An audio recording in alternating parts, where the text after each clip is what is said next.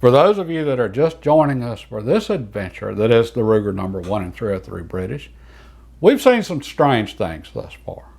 Okay, so one of the loads that we tried in this rifle, our starting charge weight, we fired the first shot, weight 2,500 feet per second or so. But then we fired the second shot, and it all of a sudden drops 200 feet in velocity, and the point of impact just falls like a rock. Okay, the next powder charge we did, or tried, did the exact same thing. All right, I was thinking that looked like a bore issue, and as if we're losing pressure on the bullet. Okay, so I started doing some research, and it turns out the Ruger #1s are famous for the bores being oversized, or more specifically, the groove diameters being oversized. All right, so these are supposedly 314 to 316 thousandths of an inch in diameter, whereas 303 British bullets are 311 thousandths of an inch in diameter. They should be the same. And with 303s in general, there's a lot of variation in the bore diameters, bullet diameters, all of it. Most 303 caliber bullets are 311 thousandths of an inch in diameter. Hornaday are 312 thousandths of an inch in diameter, and I've heard of some other 312 thousandths of an inch in diameter bullets. And they're famous for there being a lot of variation in the bore diameters on the rifles. Okay, most of that's due to so many of the rifles in 303 are just, they're so old at this point, they've been shot out. Plus, most of them were made during wartime, so that led to some variation there.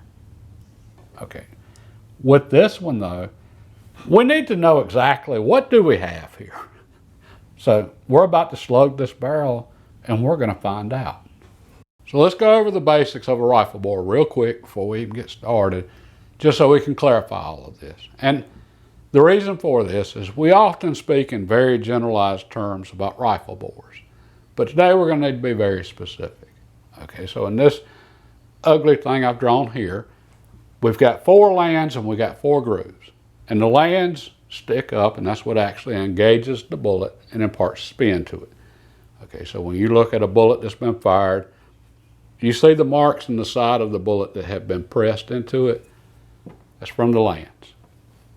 Okay, and when a rifle barrel's made, just a standard rifle barrel, forget hammer forging, they start out with a cylindrical piece of steel, a blank. They drill a hole down the center. That's the bore diameter, and that's the diameter we have from land to land. Okay, then the manufacturers come in, and by whatever process, they remove material, steel, from here to cut the grooves. Right. That gives us our groove diameter. And both diameters are important. In naming most of the traditional cartridges, it was based on the bore diameter. Okay, so 30-06, 30 caliber. That's our caliber there. All right, 300 thousandths in the case of a 30 caliber. But a 30-06 bullet is actually made to 308 thousandths of an inch, and that's because our groove diameter is 308 thousandths. The grooves are approximately 4 thousandths of an inch deep, which both sides added together, 308 thousandths. Okay, 303 British. From land to land, 303 thousandths of an inch.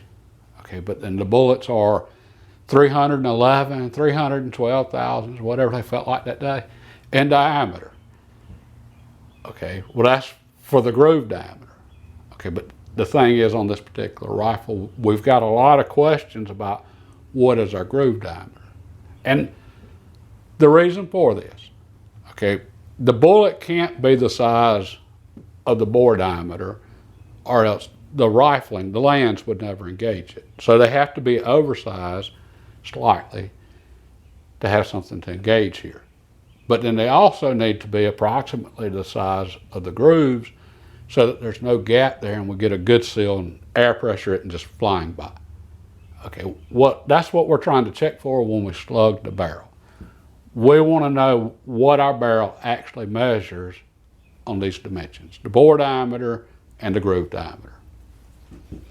There's many different ways to slug a rifle bore and different materials, but basically it all boils down to we're going to pound a piece of lead down the bore and then we're going to measure it. Okay, we want to be very careful though and make sure we have lead and something that's 100% lead. And the best method I've seen thus far is Mark at his channel, The Cinnabar. Okay, and for any of you that are interested in older rifles and how they were made and all of that good stuff, go check out his channel. He's got some good stuff. And I'll leave a link below specifically to his video on how to slug a rifle barrel. Okay, but we're going to start with a round ball, and this is for a muzzleloader. All right, so we know it's 100% soft lead. And be careful, not all lead is 100% lead. If it's an alloy, it can be a lot tougher. Well, we want something soft. We don't want to mess up our crown. Okay, so we're going to start with an oversized ball, this case 350 thousandths of an inch, and we're just going to go back and forth with it between two pieces of wood to make it more of a cylindrical shape until we get it down to about 320 thousandths. And in this case, we don't know what our groove diameter is, and that's what we want it slightly over the groove diameter. I'm hoping 320 thousandths is larger than our groove diameter, and I'm certain it will be.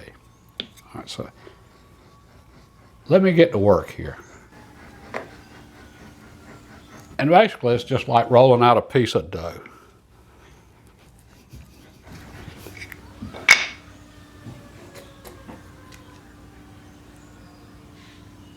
All right, 333 thousandths.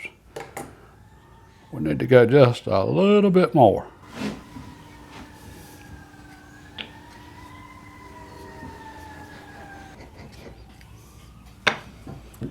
Okay, I actually went a little too far on the last one.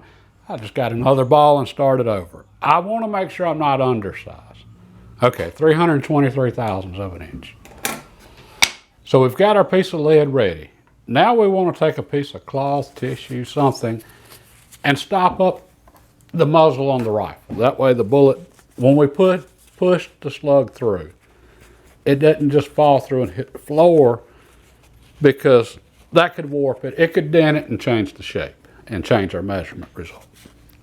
Now we've got our hammer here. We don't want to use metal. Okay, we want to use a hard plastic. Ideally, a rubber mallet would work, but a hard plastic, it's going to do a little bit better. All right, so we've got our slug lined up here cylindrically since we just rolled it out. And now we just want to tap it in and get it started.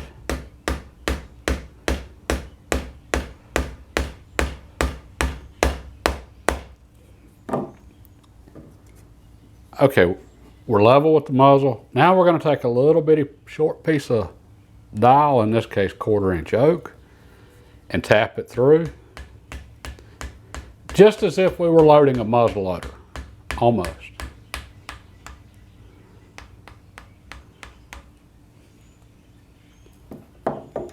Okay, and now we can just press it through by hand. We'll take a longer piece, and hopefully it keeps going. All right, so we hit a little constriction in the bore there.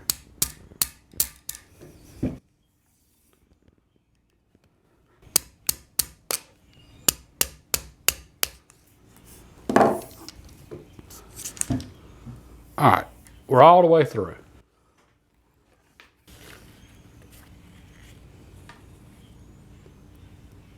And this is what we're after. Now let me get my calipers, and ideally we would use micrometers for this. They're more accurate than calipers, but I don't have any here at the house, so we're going to use the calipers. But I have verified these before, and these are pretty much spot on. Okay, we're 302 thousandths for the bore, and we are 314 thousandths for the groove width. And let me measure it all the way around just to make sure. 314 and a half. Okay, apparently the internet was right and Ruger messed up. They made the groove diameter oversized. 314 to 316 thousandths of an inch for a 311 thousandths diameter bullet. Okay, except for Ruger didn't actually mess up. And I want to thank Mark for a comment he left in part 1 of this when we were talking about this. And what Mark said was that when Ruger made these, that there actually wasn't a SAMI spec for 303 British for the bores. Okay, so Ruger went by the original British mil spec. Okay, that was interesting. I appreciated that, Mark. And I dug into that. Okay, and that connected a lot of dots for me when he said that. Okay, we got to go back to black powder days for this one. All right, and just to go back a little further while we're here, a little side tangent. Originally, all we needed to know to identify a muzzleloader was what caliber is it. What's the size of the hole going down the barrel? That's it. Okay, and to this day, we still say, what caliber is your rifle? All right, we need a lot more information than that now, but we still say that, even though we know what we mean, or what someone means. If I ask you what caliber is your rifle, you're going to say 30-06 or 270 or whatever. Okay, that's not the caliber. All right, 30-06, that's the 30 caliber. You don't answer what caliber is that with 30 caliber because that doesn't give you enough information. Today we need a lot more information. Specifically, what is that rifle chambered in? Okay, well originally with muzzleloaders, we just needed to know the size of the hole in the barrel. That's it. What caliber is it? Because we were going to pour however much powder we wanted to down the muzzle and then just ram a bullet home. Okay. And they had powder measurers that way they made sure they were putting in consistent powder charges for consistent velocities and accuracy, and also to make sure they didn't overcharge it and turn their muzzleloader into a bomb and blow themselves up. That would be bad. Okay, well then metallic cartridges come out. Well then they needed more information. Okay, so 45-70, that's 45 caliber bullet over 70 grains of black powder. And you needed to know the powder charge because there were different cartridges. Okay, so a 45-90, different cartridges, over 90 grains of black powder, and it was a longer case. You needed the extra case capacity for the extra powder. Okay, and that continued on even into the early smokeless powder. 30-30 Winchester, 30 caliber bullet over 30 grains of smokeless powder. 30-40 Craig. Anyway, 303 British, it started as a black powder cartridge, and it was originally loaded in the Lee Medford rifles, which they had very shallow rifling, so they didn't foul up as bad from black powder, which black powder is absolute mess. Okay, well then the Brits, they start using smokeless powder, actually early form of smokeless powder, cordite, which was based on nitroglycerin, and it actually wasn't a powder, it was in sticks that they would put in the case, but it was very corrosive. It quickly ate away the rifling on the Lee Medford rifles because it's very shallow. So the engineers at Enfield, I guess it'd be an armory, but the factory, they redesigned the rifles. And then it became the Lee Enfield. And one of the changes, they made the rifling much deeper. Okay, kind of like adding extra deep tread on your tires so that they last longer. I just didn't know how deep they went. I knew they made the rifling deeper. I just didn't know they went that deep. Okay, so that's why the groove diameter is so big on a 303 British. Okay, we learned some stuff. And 303s can shoot accurately, so apparently it's not an issue as far as accuracy. But one thing we did learn from this, or I'm guessing here, when reloading for a 303 British, we need a certain amount of pressure acting on that bullet to make, I guess it deforms the bullet, makes it expand so that it seals off the bore, the groove diameter. Or otherwise we'd have, we'd be losing pressure. Okay, which is, I'm pretty sure that's what happened on some of our starting charges. We just didn't have enough pressure there to really get that bullet started and sealed. Okay, and then when we went up in powder charges, okay, it's a lot better then. Okay, that was interesting. At least for me, it helped explain some of the weird stuff we saw with this rifle, especially with some of the powders with the lower pressure charges. They were losing pressure. As the bore expanded, when it heated up, we weren't getting a good seal. That's why we all of a sudden dropped 200 feet per second in velocity. Okay, useful information there. Now going forward, I don't know that that really helped us any. Okay, this rifle is what it should be. It's what millions of 303s have been for over a century. Okay, so theoretically the Hornady bullets should shoot better in it and give us a better seal. But 311 thousandths inch diameter bullets have been used in 303 Britishes for 130 years with great success. And as far as the powders, I guess this rifle's just load sensitive. It's very powder sensitive. I think it's unique to this rifle. Okay, the 4064 IMR gave us, it's the only powder we've used where we had consistent velocities. Okay, Varget, not consistent at all. But Varget's a great powder for 303 British. Okay, so it just must be this particular rifle, which single shots tend to be load sensitive. There's no action here. Our scope is mounted directly to the barrel. There's this rib right here is screwed into the barrel.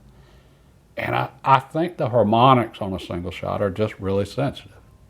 Okay, and as far as the stable velocities, I can't tell you why the 4064 was stable, whereas Varget wasn't. No clue. Maybe we try some more powders. We're definitely, first thing, we're going back to the range with IMR 4064. Okay, that's our next step from here.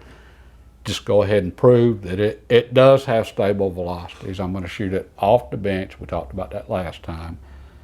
And just make sure we have an accurate load with stable velocities for this rifle. And then after that, I think we're just going to have to make some decisions from there.